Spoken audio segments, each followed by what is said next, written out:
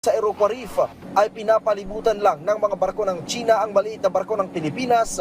Iba naman ang sitwasyon sa Hasa-Hasa Shoal dahil tila nakikipagpatintero Ayan. ang mga barko ng Pilipinas sa mga barkong pandigma ng China. Grabe, 10 no? nautical miles yung ating layo mula sa Hasa-Hasa Shoal na destinasyon ng ating maritime patrol at ng resupply mission ng dalawa pang barko ng BFAR. Pero sa ngayon, eto, makikita nyo, pinubuntutan yung dalawang barko ng BFAR ng missile ship ng China. Tatlong missile ship yan Missile ship, na pilit na humahabol doon sa barko ng Pilipinas. At bukod dyan ay meron pang isang Chinese Coast Guard na humahabol din sa dalawang barko ng BFAR. Ayan mga utol, no? Missile ship na yung bumubuntot. Chinese missile ship. Grabe na yung ginagawa nila, no? Sa loob ng ating teritoryo. And bukod dyan, mga utol, meron pang isang pangyayari na gusto ko i-share din sa inyo. Eto, ayan, no? Ilang barko ng BFAR, hinabol ng mga barko at inflatable boats, inikutan pa ng mga inflatable boats mula naman to sa GMA Integrated. Hinabol ang ilang barko ng Pilipinas ng mga barko't bangka ng China at inikutan pa ng isang Ayan, no? helicopter ng China. Grabe, inikutan pa ng helicopter, no? Mga karunungan, kaalaman, teorya, kasaysayan, hiwaga at mga bagong tuklas. Alamin natin, alamin natin.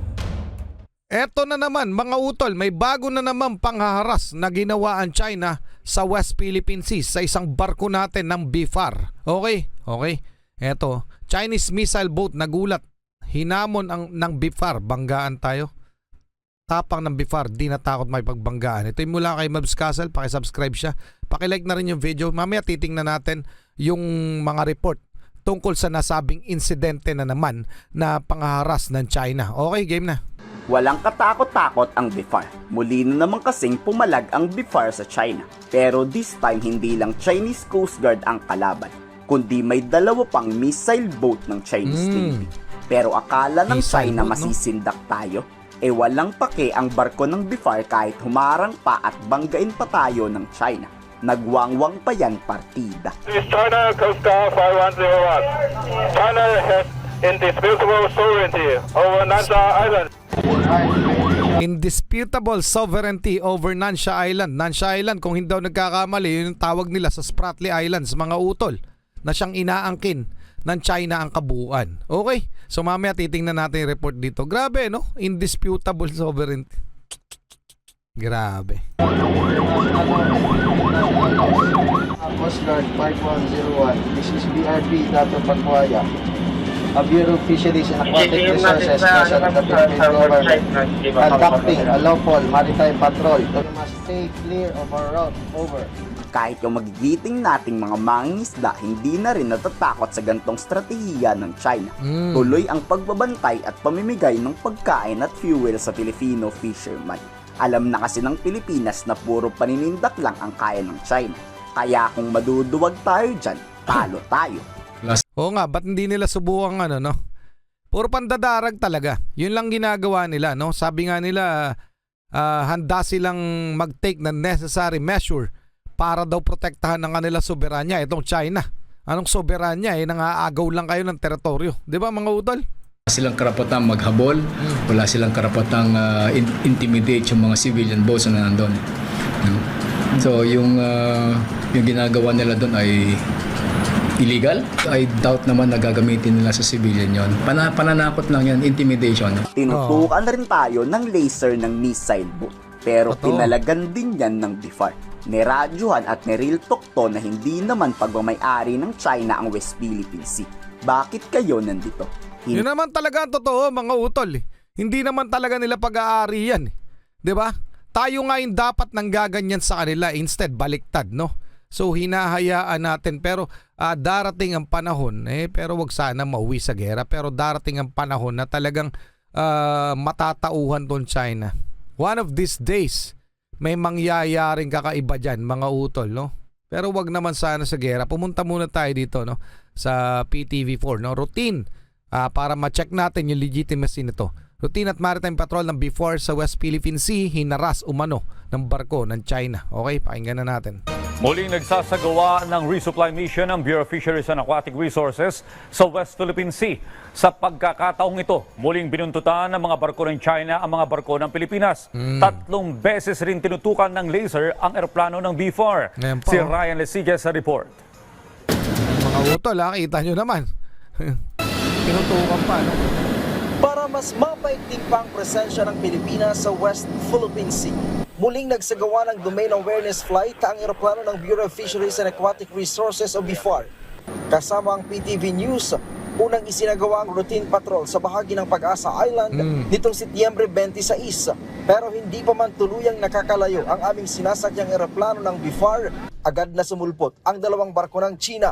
Una dito ang Chinese Coast Guard na may bow number 5202. Kasunod lamang nito ang barkong pangdigma ng China o ang kanilang People's Liberation Army Navy o PLAN sa layong 25 nautical miles mula sa coastline ng Palawan. Grabe, Nasa no? 15 nautical miles lamang mula sa coastline ng Palawan yung ating layo, pero ilang barko na ng China yung namataan kasabay sa isinasagawang maritime patrol ng BFAR. Kasama dyan yung isang barko ng CCG at isang warship ng China. Kinabukasan, Setyembre 27, Kaya bago naman to, mga utol, no? Isang pangyayari yon, isang araw ang nakakalipas, eto naman. muling itinuloy ng BFAR ang maritime patrol. Pasado alas 7 ng umaga, umalis ang maliit na eroplano ng BFAR mula sa mainland Palawan. Dulan pa rin ang PTV News. Iroquois Reef at Hasa-Hasa Shoal naman ang target sa araw na ito. Pero sa layong 30 nautical miles mula sa coastline ng Palawan, muling namataan ang Ayan na naman, CCG 5202 at Plan 551. Naka-line formation ang mga ito na tila hindi na rin umaalis sa lugar. You are inside the exclusive economic zone of the Republic of the Philippines at just 13 nautical miles west of the Palawan mainland. Grabe, no? 30 nautical miles lamang ang layo sa coastline mismo, ha? Ng Palawan. Ganon sila pwedeng lumapit, no? Grabe tong China na to, ha? Anong masasabi nyo, mga utol? Paki-comment na lang. Tuloy muna natin. What is your intention inside the Philippine exclusive economic zone? Nasa loob na talaga Nagpadala natin. ng No? radio challenge ang eroplano ng BFAR pero walang tugon dito ang mga barko ng China. Pasado alas 8 ng umaga nang marating ng eroplano ng BFAR ang Iroquois Reef. Dito tumambad ang mahigit 20 Chinese militia vessel at isang barkong pandigma ng China. Napapalibutan at tila ba pinagmamasdan ang bawat galaw ng BRP Dato Bangkao at BRP Dato Pagbuaya ng BFAR na nagsasagawa ng resupply sa mga mangingisdang Pinoy. Grabe, pinalibutan yung ano, no? Yung barko natin, no? Mga utol. 'Di ba? Para sumosobra na sila, no, mga utol, para sa akin, ha. Pero ano bang gamot diyan? Anong solusyon para tumigil yung China o lumayas-layas sa ating mga teritoryo? Lagi nilang iginigiit na kanila yan na tayo pa yung illegal palagi. Ganon yung ano nila, thinking nila, mga utol, kaya tayo yung ginaganyan nila. Pero sa totoo lamang, tayo dapat ang gumagawa sa kanila niyan.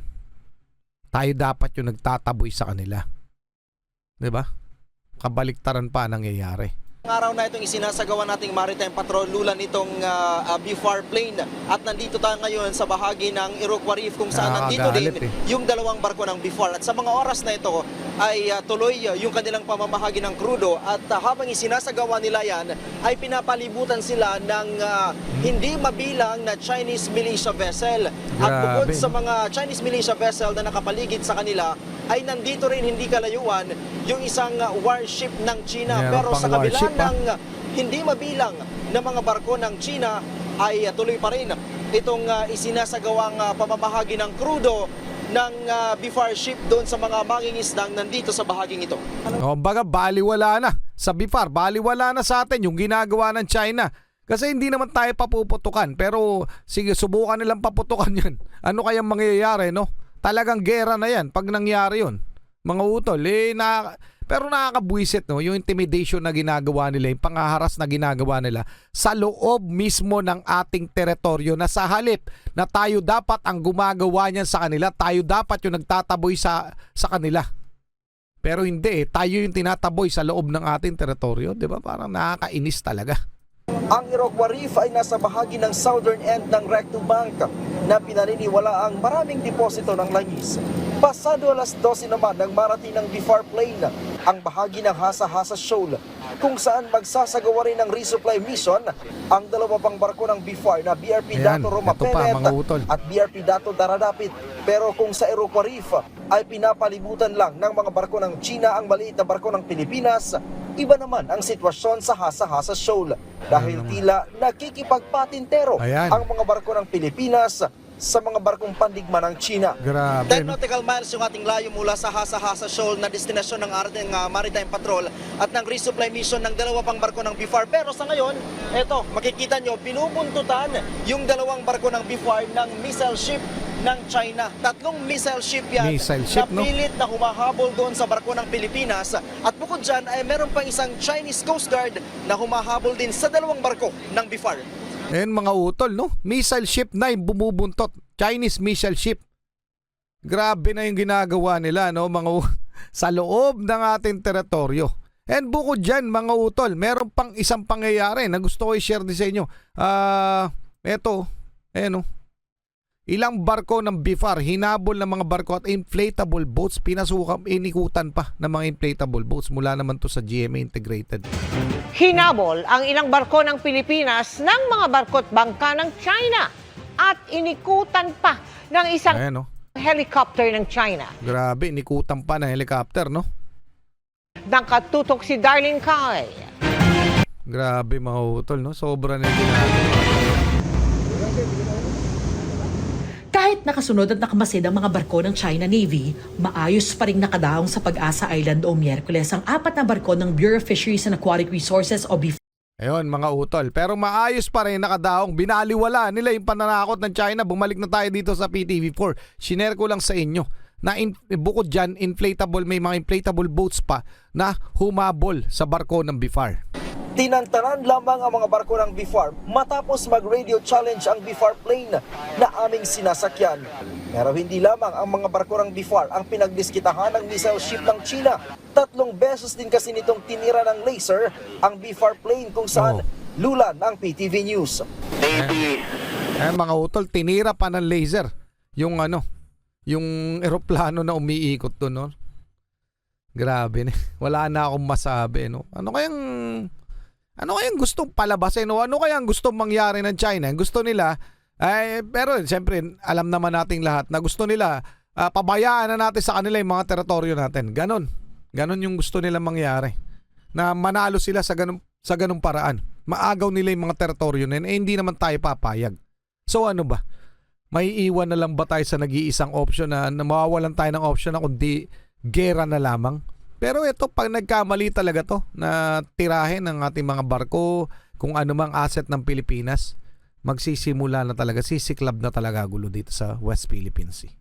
Yun yung malaking sapantaha. Hindi naman sumagot ang China sa radio challenge. Kalaunan, kusa ring lumayas ang missile boat at lumayo sa barko ng BIFAR. Are inside the exclusive economic zone of the Republic Nasa of the loob, no? Philippines at just 13 nautical miles west of the Palawan mainland. What is your intention inside the Philippine exclusive economic zone? Chinese Navy vessel, you are endangering our safety. Do not fire laser on our aircraft. Hindi na Grabe mga utol, no? Na 30 nautical miles na lamang ang layo. Sumusobra na talaga. Sumusobra na. Sa loob ng ating exclusive economic zone, ibig sabihin mula Pampang, 30 nautical miles lamang. Nandun na sila sa loob natin. Ang lapit na, 12 nautical miles yung territorial water, no? Talagang tapang nila pumasok sa mga ganyan, no? Grabe. Ang gusto nilang itira sa atin yung 12 nautical miles. Mula Pampang, 12 nautical miles. Yung territorial silang natin ang gusto nilang itira sa atin. Ganun. Vessel, you are endangering our safety. Do not fire laser on our aircraft. Ayon naman sa isang security analyst, nakakaalarma at unexpected ang ginawa ng mga missile ship ng China. Magpapakita daw ito ng lakas at ngipin ng China. Tingin ko isang provocation ito at yung pagle-laser nila sa mga eroplano natin, hindi lang ginagawa sa atin ito, kundi ginagawa rin ito sa mga malalaking bansa katulad ng Australia, US, at nakita natin na yung ganitong mga gray zone tactics nila, ginagawa pa rin nila sa atin. Halimbawa na lamang yung tapon ng mga flares nila doon sa Himpapawid. Hindi bago ito na ginagawa. But at the same time, of course, patuloy pa rin natin nakikita yung gray zone tactics nila.